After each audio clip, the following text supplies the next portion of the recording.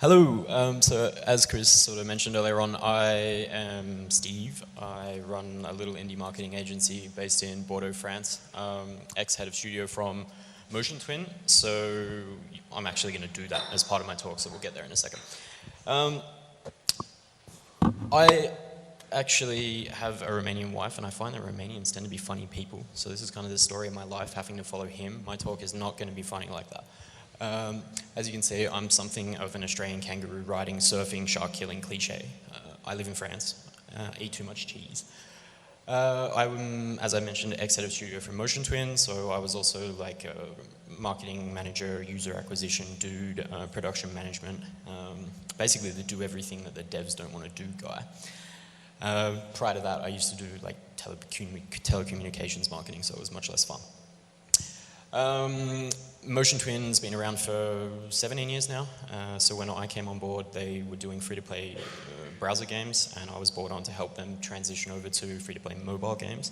So basically, I came in and showed them how that worked, and they were like, "Oh, run!" So we decided to stop doing that and move over to doing PC, console, premium, hardcore titles. So about as far in the opposite direction as you can go. Our first title that we released was called Dead Cells. So some of you might have heard of it. I hope we released into early access last year. Since then we've done about 900,000 copies, so it's doing really well. And it's coming out on PC, Switch, PlayStation and Xbox in 2 weeks' time. So you can actually pre-order it now. There's my little plug thing. I also worked on Northgard last year. That was another indie game from another studio based in Bordeaux. And it's done very well. There are, I think Steam Spy is saying that there are over 700,000 copies, so that's done quite well.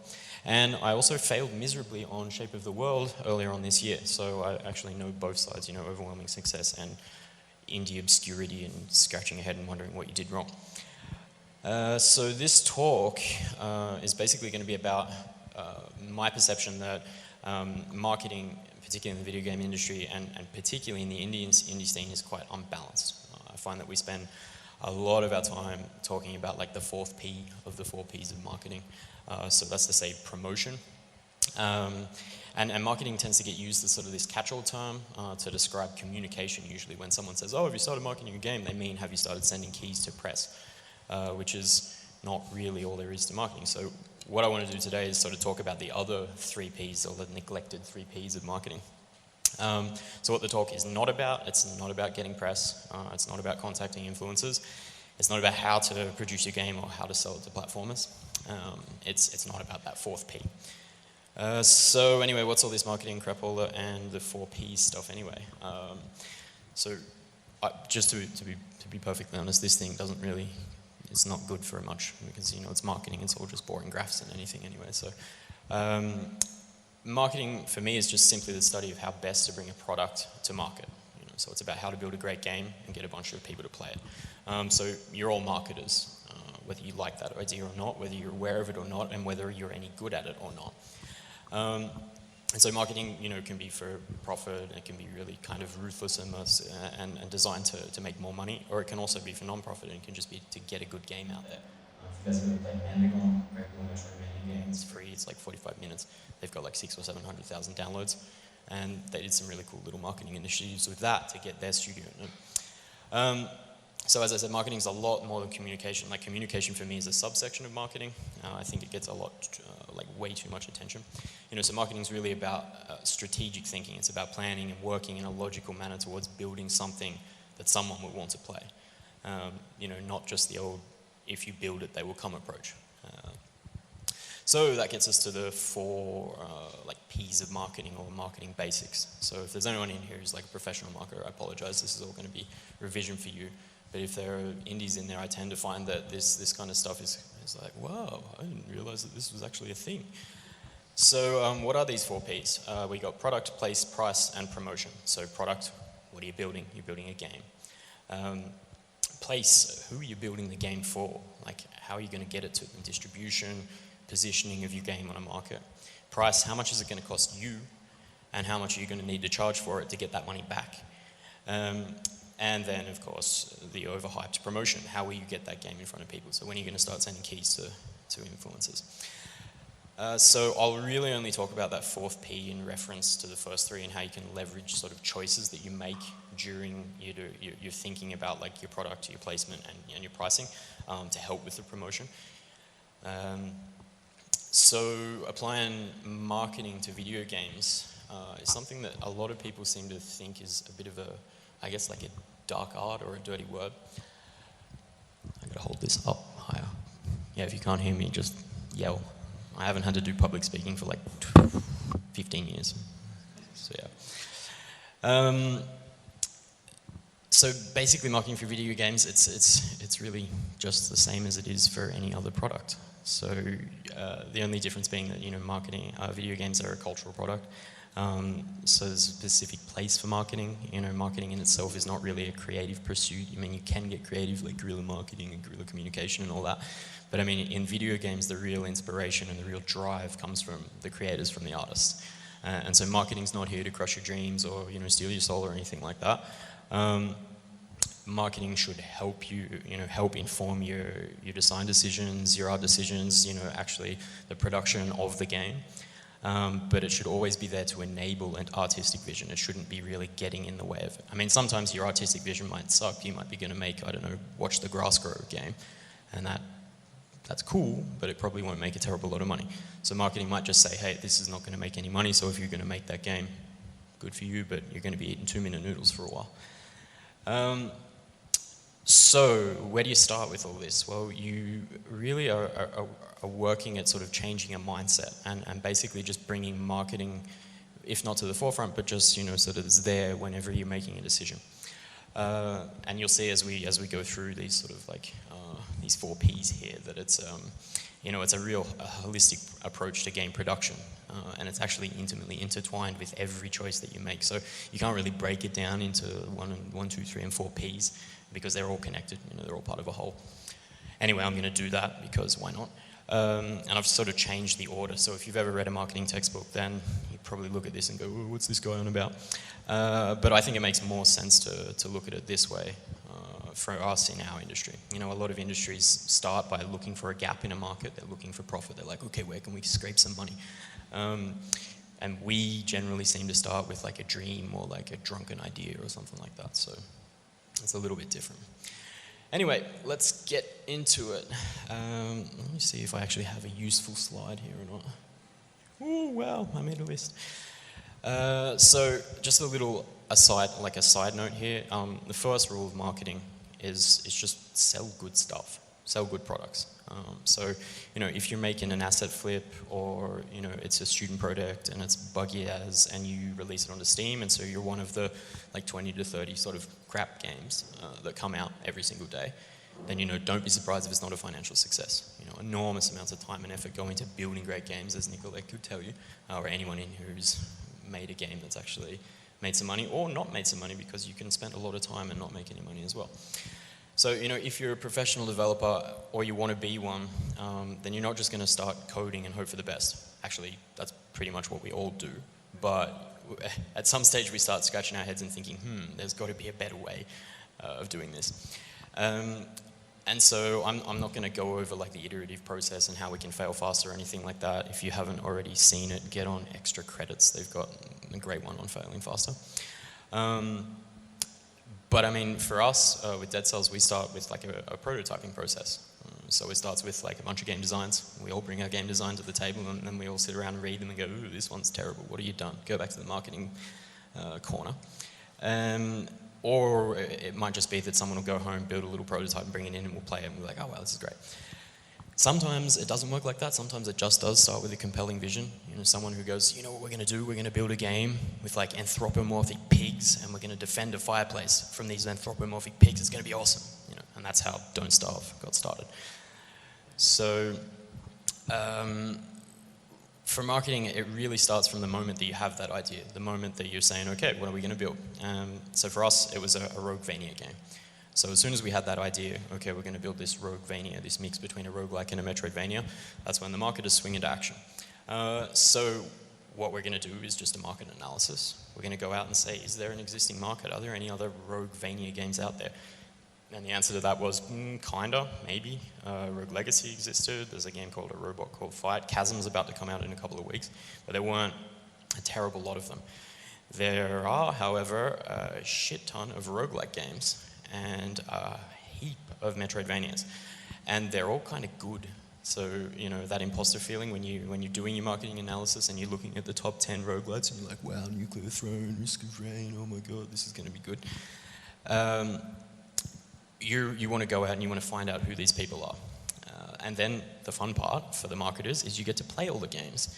And actually, one of the good things for your team to do is to get them to play all the games. So if you're going to attack an established niche, you should know inside out all of the games, or at least some of the members of your team should have played them. And that's the case for us when we were working on Dead Cells. We've all played all of them, or even from the guys from Northgard, I know that they've all played all of the RTS and 4X games. Like, that's why they're making this game. They love them, and so they want to build a new one. And so that's going to inform your production as you go. So one of the things you want to find out is, what is the quality level that you're looking at? You know, you're gonna have to build a game that is as good, if not better than these, if you're planning on catapulting yourself into an existing niche. And so then you're going to think, okay, well, where do I want to fit in here? And you're actually going to have to place yourself. You're either going to say, well, I want to be the best one ever. Maybe you can do that, maybe you can't. Or you're going to say, all right, well, maybe I'm going to fit into a smaller niche over here. Is that realistic? You know, if you're sitting down right now today and you're saying, you know what I'm going to do? I'm going to build a battle royale game. Are you going to do a better job than Fortnite? Maybe. But then there have been some really high-profile developers who have failed miserably at that recently. So what do you have to do then if you're going to catapult into one of these niches? And so all of this marketing now is giving you information that's going to help you build your game. So when I came back from holidays and the guys were like, hey, remember how we were making a free-to-play online tower defense game called Dead Cells? Like, now it's a roguelite Metroidvania game. I was like, oh, okay, cool. And so I sat him down and I said, here's the competition. Here's what you have to do. You have to be better than all of these games. And so then we thought about, do we have the team to do that? I'm lucky enough to be part of a team that's been around at that time for 13 years. So they thought they were pretty good and they were like, yeah, we can do it. I thought that was madness, but we did it anyway. So how is that going to impact your budget? So here you can see we're already talking about, okay, we've just done like a basic marketing analysis and we're already talking about like pricing as well as production. So all of these P's are going to mix in as we go. All right, so now we've got the idea and hopefully the ability to build it. If you don't, maybe you've gone out to look for money, or maybe you've just said, nah, we're not going to do this. So then how are you going to build the game to make it right for your target community? Okay, so while you were doing this marketing analysis, you should have, I hope, gleaned a little bit of information about the people that are going to play it. We're going to get there with placement in a moment. And so how is that going to impact your production? So for us, for example, a roguelike game is going to take a ton of community feedback. So I was sort of looking at it thinking, we could try and do this ourselves with spreadsheets and probably come up with a substandard thing that some people will like and most people won't, and that's going to suck. Or we can take it to the community. We can take it straight to the community of roguelike players that exists on Steam through their system called Early Access, which obviously you all know about. And so now we've just done a little bit of marketing analysis. I mean, this took me like a day and a half. And I went from having a team who were like, we're never going to do early access, it's the worst thing in the world, it's a terrible idea, to being like, actually maybe that could be a good idea. And we did it, and so it's worked out quite well, fortunately for us. So that's also going to have implications for your distribution. Like if you're releasing through early access, that's changing your target, that's changing the entire way that you're going to give out the game. It's completely ruled out going through PlayStation first, and so it's basic information that's helping you sort of say, okay, how am I going to do this? What's the most logical choice for us? So, for example, some games, if you're trying to do a linear narrative-driven story, that's probably not going to be great for early access. You don't want to spoil that. So, each case is different. You have to think about then, okay, what are the implications for me as we go on down here? So I don't have time, obviously, to address all these questions. You'd probably get bored as hell anyway, but I'm just trying to point out that if you're thinking about these questions while you're making a game, at any time, regardless of whether you've got someone who's doing it full time, it's probably going to help you avoid some traps. So now, hopefully, once you've done all this, you know what you're building and what the market looks like, what your ambitions are, and now you need to think about place, the positioning of your game. So, as we'll see, that's really going to actually come back and change a lot of things about the production of your game as well. So, I can't remember if I had anything good over here. This was about good games and bad games, and this one was actually what I was looking at when I realized that we had to take on both those. That's roguelites on the left and Metroidvanias on the right, and it's kind of intimidating. That's when the imposter syndrome shows up.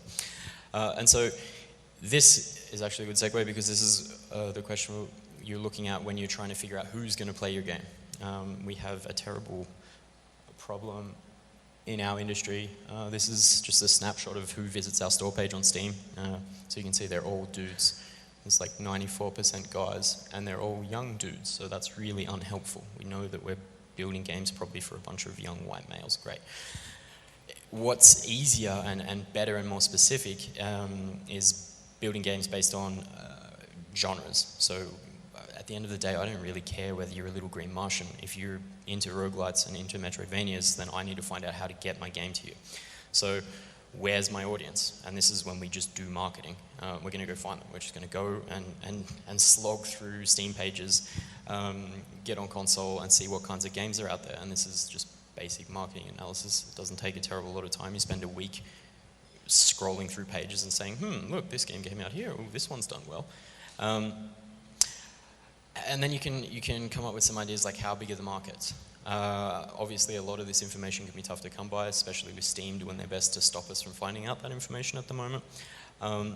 But one of the great ways of doing that is just sending an email. When we started, I just sent emails to everyone who'd made a roguelite game, and was surprised to get 95% response. And those who didn't respond, I've run into them later, and they're like, oh, no, I never got your email.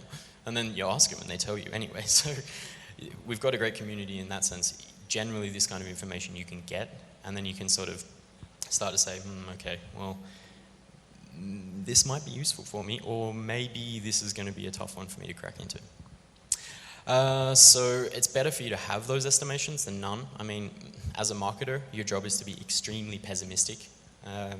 So for Dead Cells, we had sort of like a break-even figure. We needed to top up our end of year, because we still had revenue streams from previous games, of 20,000 copies. And I was like, oh, can we do that? Are we going to be able to pull that off? We did that in the first 24 hours, so that was really great for us. But right up until that day, I assumed that it would take us 6 months to do that, and we probably would suck. And so we're working really, really hard to try and get past that.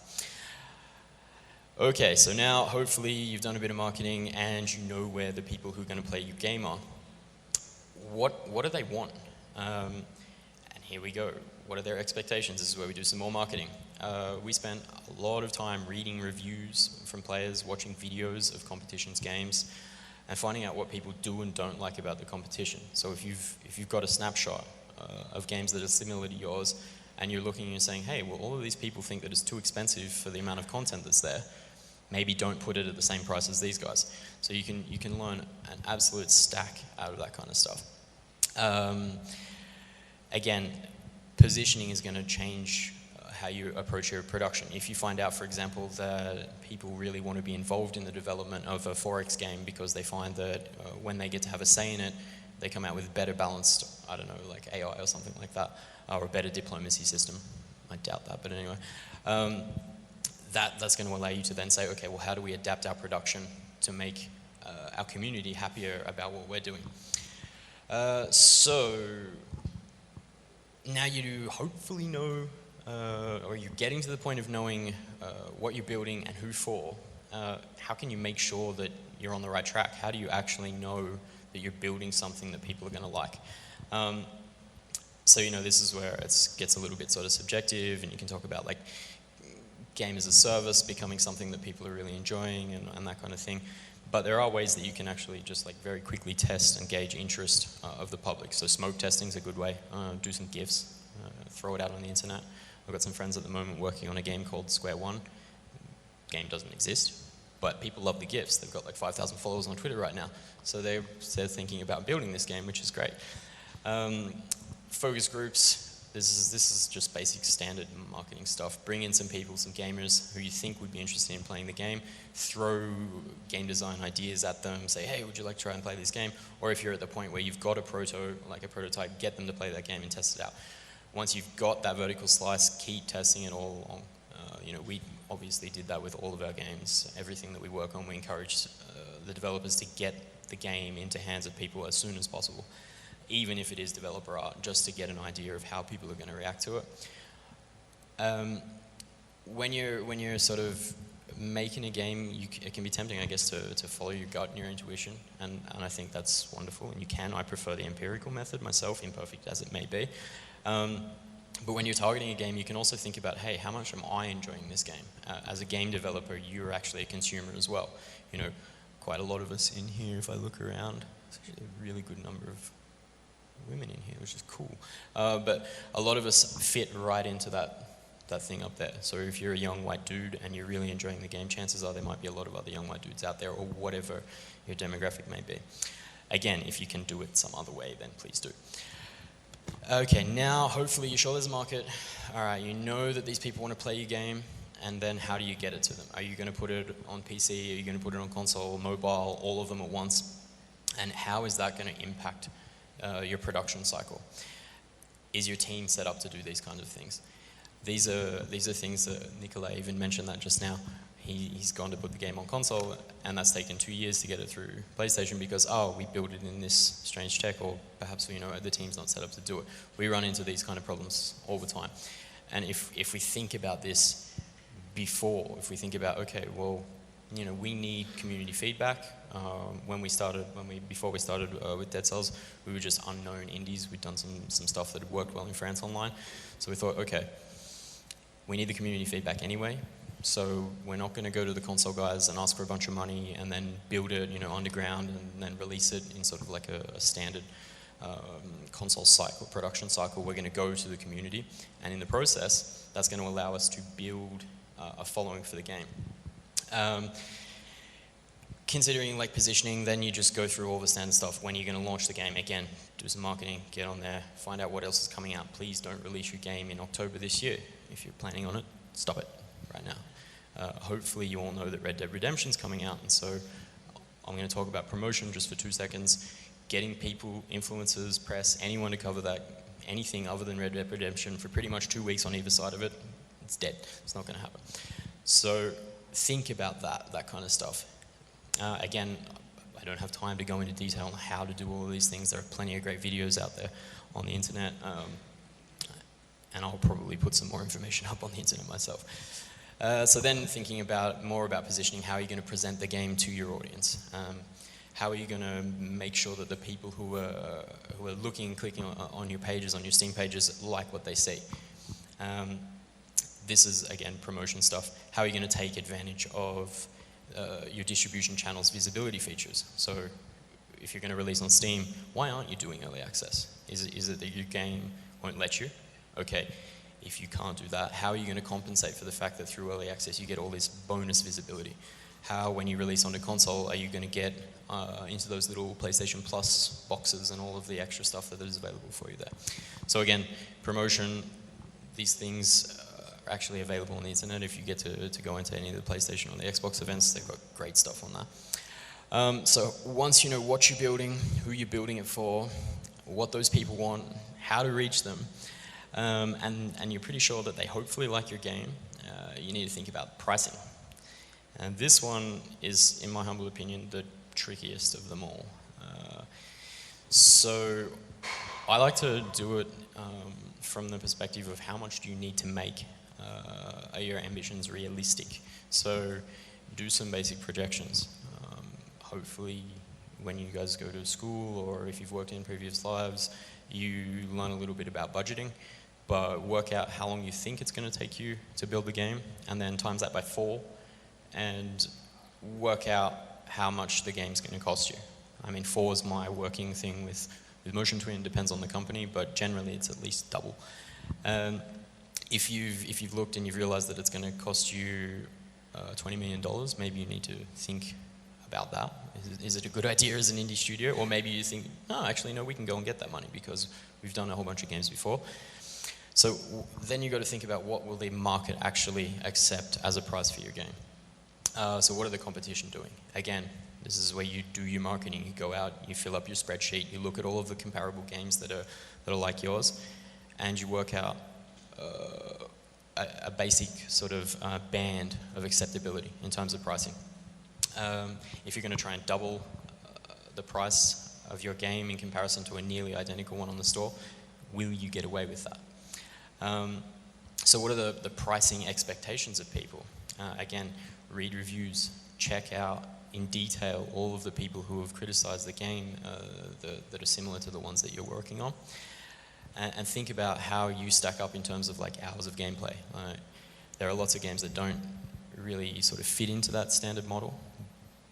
For example, Senhua, that's a great example that came out recently. It was priced quite premium. I think it was like $30. Or Firewatch, which for an indie game, kind of expensive, considering it only takes, what, 6 hours, 7 hours to finish both of those games, actually. So how are you going to justify what you're asking?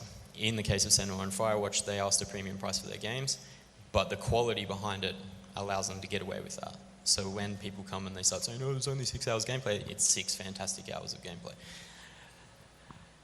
So again, here we're going to be looking at how the pricing is going to impact your production. You know, if you need to charge $60 for your game because it's costing you $20 million to build the thing, then you better have that AAA quality behind you, as Ninja Theory managed to pull off with Senhua recently.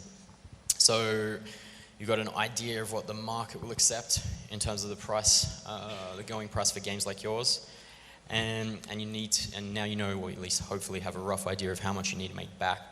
So you can start to choose a price, or maybe you realize that you need to make some changes. You need to skimp on production. For example, through Dead Cells, when we sat down and costed the option of doing a 2D workflow for all of the animations in comparison to a 3D workflow, we realized that because it's a heavily combat-driven game and each item has different timings, and when the programmers are building things, they're like, oh, actually, we need this to be sort of 2 seconds longer over here.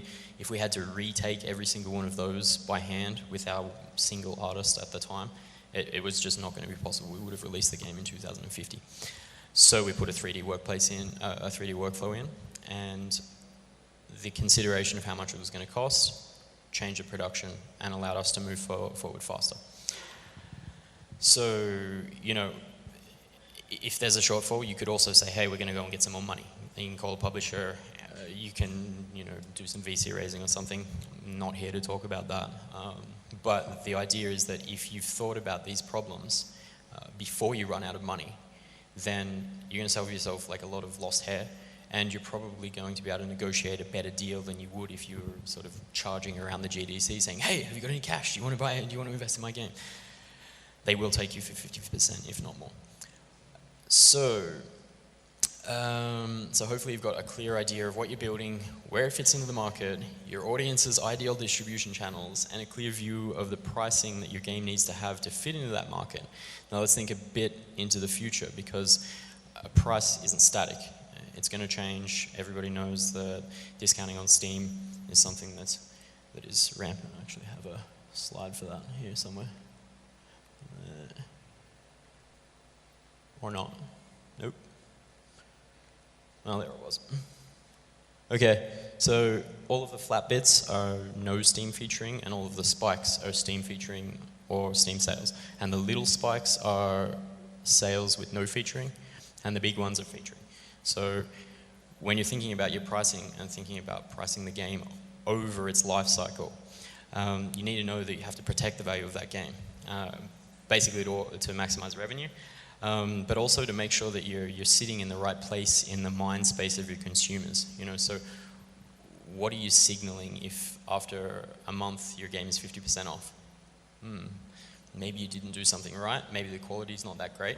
So how are you going to protect that price? You know, what's your average price per copy going to be in the first 3 months, the first 6 months, 12 months, 2 years, and so on? Obviously, as you move through the life cycle, you're going to bring it down, so that average price is going to come down. So can you price that game maybe higher in the expectation that you will be discounting. So if you were thinking about putting a game out at 15, would you be able to get away with it at 20? Is the quality there? Do you think that, I mean, for example, when we released Dead Cells, we were kind of on a bit of an upswing in the market. For a long time, the indie price was just 15, and that was it. You just didn't do anything outside of 15. And then Astroneer came along and they put theirs out at 20, and a couple other games came. Owlboy came out at like 23 euros or something. And so we're sitting there thinking, maybe consumers are ready to pay a little bit more. So we put our game out at 17, and nobody whinged. It was incredible, which one of my developers sardonically remarked probably meant that it was too cheap. So, alrighty, basically what I'm trying to say is that you're really not helping anybody, including the rest of the developers, if you just say, oh, it's an indie game, I'm going to put it out at 10 or 15. Think about what the market will actually put up with, and then go for it. So, again, the question about visibility. These spikes here are because we can participate in sales. So if you've got a game where you've priced yourself into a hole, you started out at $10, you've really got nowhere to go. When Steam says, hey, what are you going to do for the summer sale? It's going to be 75% off or nothing, because they won't give you anything. So you have to think about how you're going to work with the platform holders and how your price of the game is going to impact your ability to negotiate for visibility. So again, do marketing. When we picked out the pricing of our game, I sent a whole bunch of emails to the guys who I'd actually asked about the initial price of the game, and I was like, hey, how do you guys deal with discounting? What's your strategy on this? And I got as many different answers as I did developers. But one of the consensuses was that if you can, price higher, because it's going to bring your long tail up, and it seems to have worked for us. So unfortunately, obviously, some of it's just a risk. But if you can inform that with any kind of information and any kind of strategic thinking, then that's going to be better than just saying, hey, it's $10. So hopefully, at this point, you know what you're building, you know where you're putting it out, you know who's going to play the game, you know how you're going to get to them, get the game to the people, and you know how much you'll charge for it. So now it's time to consider the fourth P of marketing. Except that you probably should be magic and have been doing that all throughout this process. So I'll briefly talk about the promotion, and then maybe we can just switch over to some questions. Basically, for me, how all of these sort of like first three Ps come together to create are going to help you create your communication strategy. Hopefully when you're thinking about the positioning of your game, you've thought of how you can take advantage of any of the platform features that are out there, early access or game preview or itch.io's refinery or any kind of thing that's going to allow you to build a community prior to having to launch. Hopefully when you thought about your pricing, you thought about ways that you're going to be able to then negotiate with platform holders to get better visibility. And when you were actually building the game, hopefully you've thought about who's going to play the game and what they're going to like. So all of these things are then going to allow you to say, all right, well, we built this game with the idea that we needed an influencer campaign. And so one of the things that we did was structure our promotion around these influencers. And we thought, you know, what do influencers like? So we asked them, again, get on Whisper, get on Twitter, go and stink up people's chat. And we found out that, hey, these Steam integration things seem to be something that people are really into, and we've actually just released that in the last week, and the response has been insane. So just thinking about ways that you can take advantage of your production and tailor your production for your audience, whether that be for the public or for influencers, is going to help you a lot. Alrighty, so that's pretty much it for the thing without getting too much into promotion, and I feel like I've actually spoken for longer than I should have. So have we got time for questions, Chris? Yeah? Anyone out there? Yeah. Got a microphone somewhere.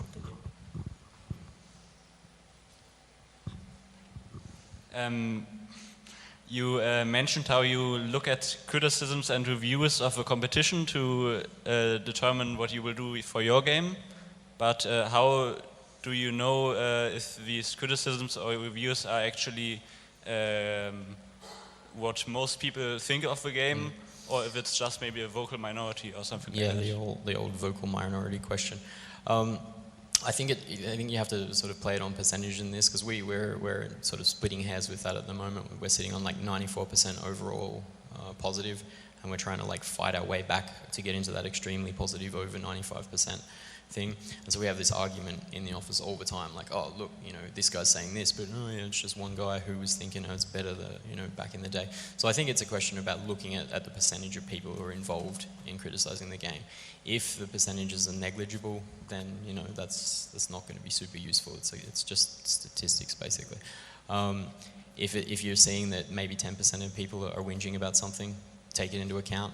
If it's like less than 5%, take it with a grain of salt. What we do is we sift through all of the negative reviews. So there's like 600 of them for our game, and we've read them, every single one of them, and just run some software over them that picks out negative like keywords that seem to come back regularly. And then we just try and say, okay, well, this might be a legitimate grievance, this one not.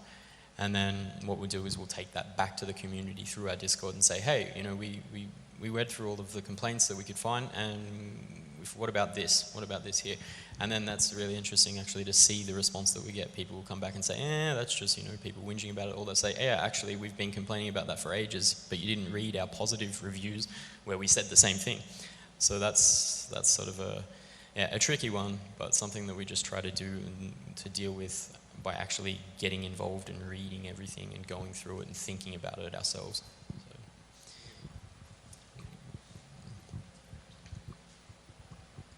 Well, thanks for the exciting and thought-provoking talk. I was wondering, in the first place, what made you switch from telecommunications marketing to game marketing?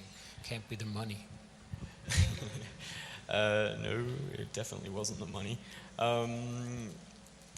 It's actually kind of luck, I guess. I just got past a job offer, and it was for a free-to-play web-based company, and I'm not really big personally on free-to-play. If any of you make free-to-play games, great. So I was kind of skeptical about the whole thing. My wife was like, come on man, do it, it's the games industry, if you actually get in and get an opportunity to transfer. And I was like, yeah, but it's a mobile space, it's never going to work. And so it was a job that was there, and they needed marketing skills, and I was the guy who was on the spot. And then I started working and realized that it was awesome, and very quickly I would have the chance to do something cool, so I kept doing it. Just kind of grab it and run with it. Yep. Thanks for your talk. My question is about your demographics. You mentioned that it's pretty much still young dudes. Is that also true for Dead Cells with the pixel style? Because I would have expected you get the older bunch of guys who grew up in the 16-bit era, and they're like, oh, they get this retro feeling. Yeah. I guess that's sort of something that the reason that I tend to focus on genres instead of focusing on demographics is because just the statistics are really hard to gather. Well, I mean, you could get some interesting stuff if you'd set up your Google Analytics pages and you were really getting invasive with people's privacy, but GDPR put paid to that. So we just don't have those stats. We just don't know. So that's the problem. Okay. I have a comment regarding what you said about pricing, because you mentioned how much content you have, and that people often criticize it's too little content for this price. Yeah. We recently launched a 3 to 4 hour narrative game, yeah. and you've probably all heard about the hours per dollar per hour price, or the yeah. euro per hour price. And I think it's something that you can look at, but you really shouldn't feel intimidated by, because our game was narrative, so we said, yeah, well, okay, you might not get 100 hours of content, but you get a good narrative. And for a book, for example, you also pay you pay a lot of money, and you have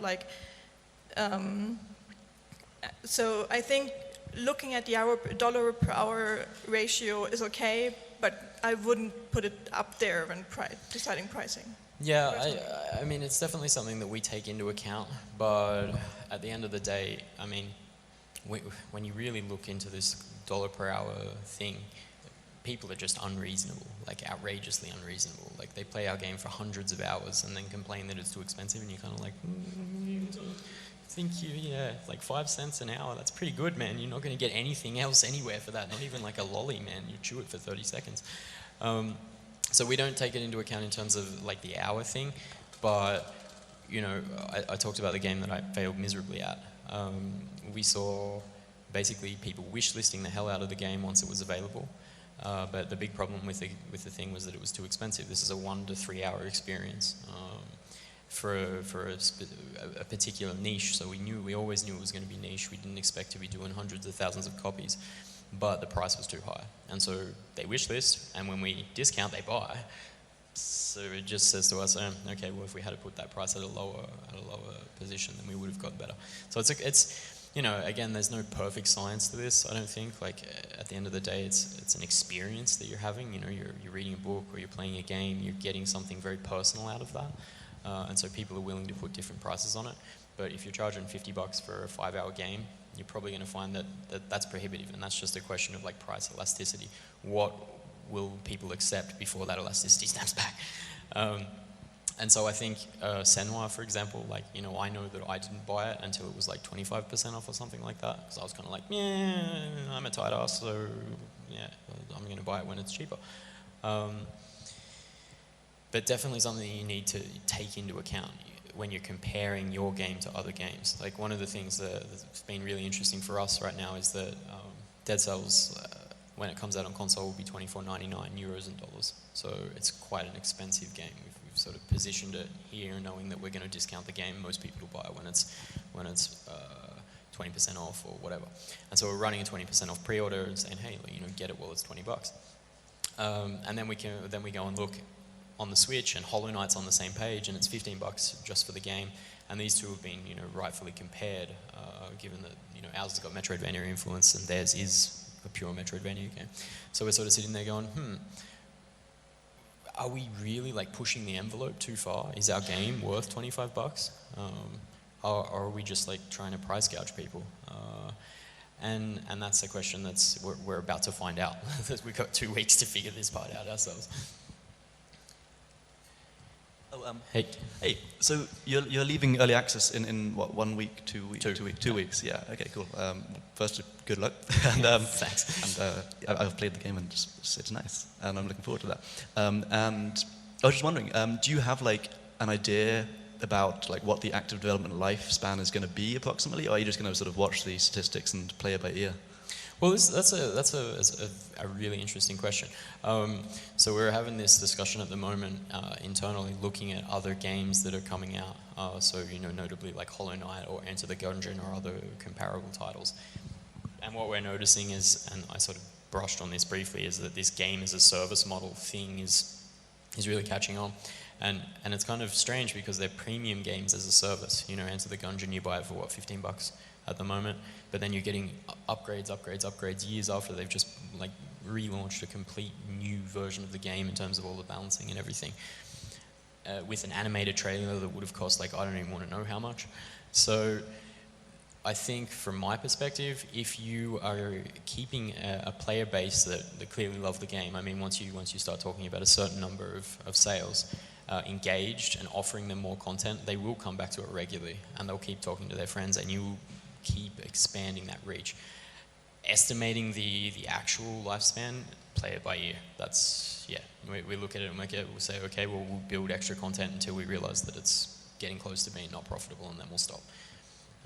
We, having come from sort of like web free-to-play, have already dealt with that. That's kind of like our norm. So the whole game as a service thing for us is what we're used to doing. And the way we used to do it with web-based games is at some stage profitability dips below the ability to keep creating content for it, which sucks because you have to grandfather a game that a lot of people still love and are still passionate about. But at some stage, either you're going to eat 2-minute noodles for a long time, or you're going to stop working on it.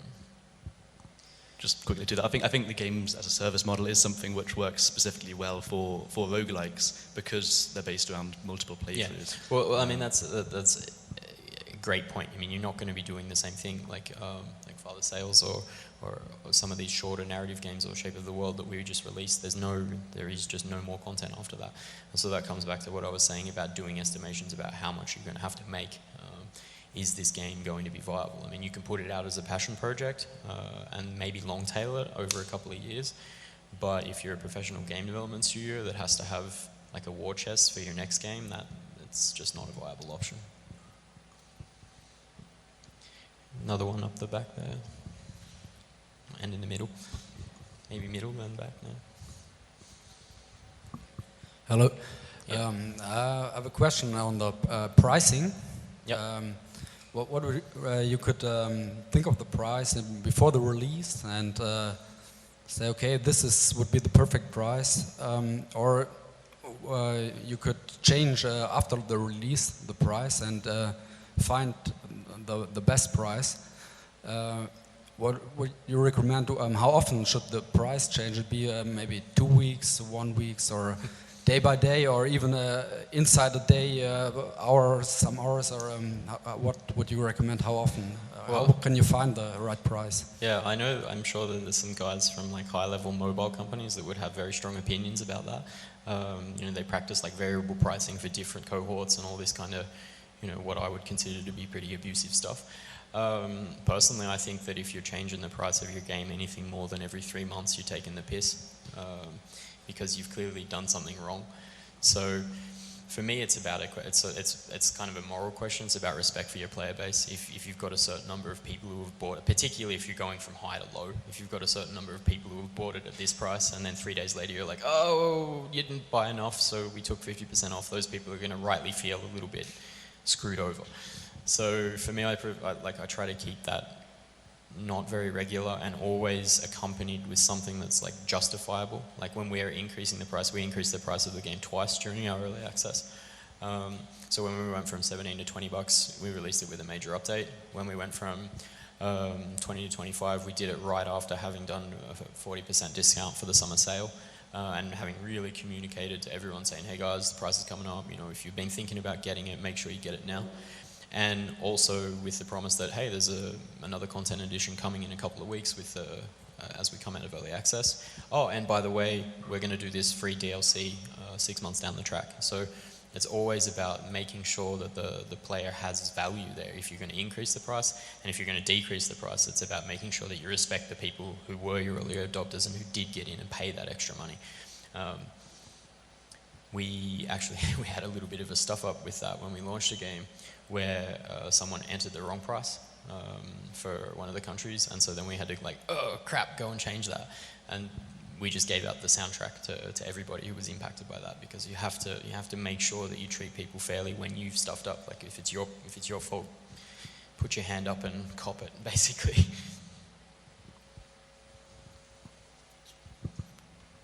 I think he was in here in the middle.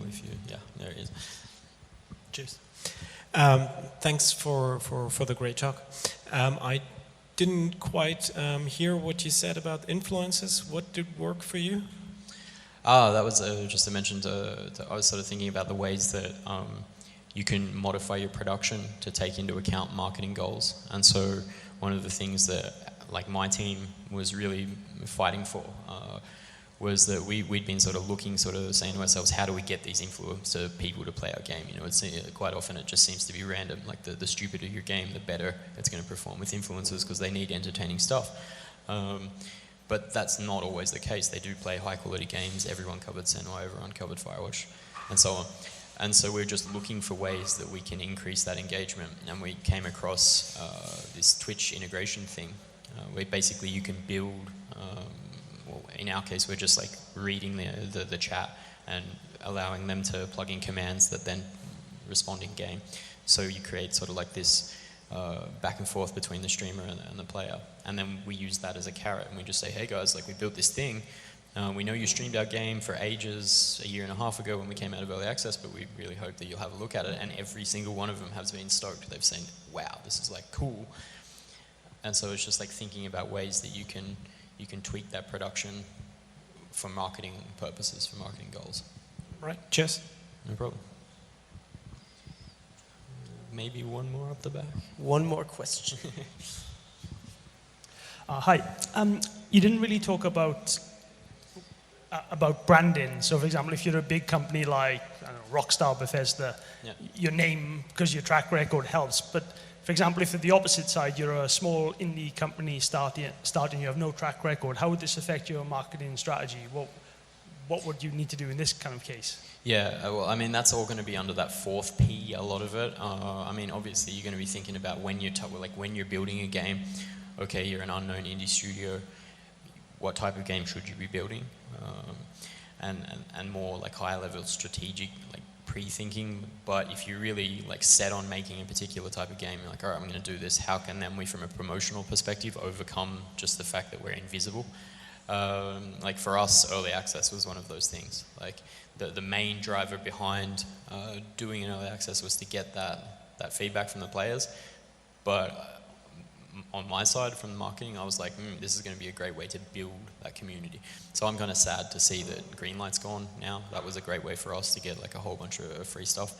But yeah, basically that really comes back down to sort of nitty-gritty marketing, or doing what we did and saying, okay, well, are there any things that we can take advantage of during the production phase before we launch? So a Twitch integration, or I don't know, like reaching out to NVIDIA and saying, hey, if we include like your Shadowplay highlights SDK or something like that, will you give us a bunch of co-marketing, like finding partners who might do a quid pro quo thing with you? And then obviously, if it depends on how unknown you are. Like if you're really just two dudes in a garage, then maybe get a publisher. Like if you're really worried about not being able to generate that kind of visibility. If you're in our case where we're kind of known within France, but we didn't want to count on that, then we can sort of leverage the money that we had to pay for just boosting Facebook posts and random stuff like that, or paying for a decent PR agency. And that's it. Thank you very much, Steve. Big round of applause, please.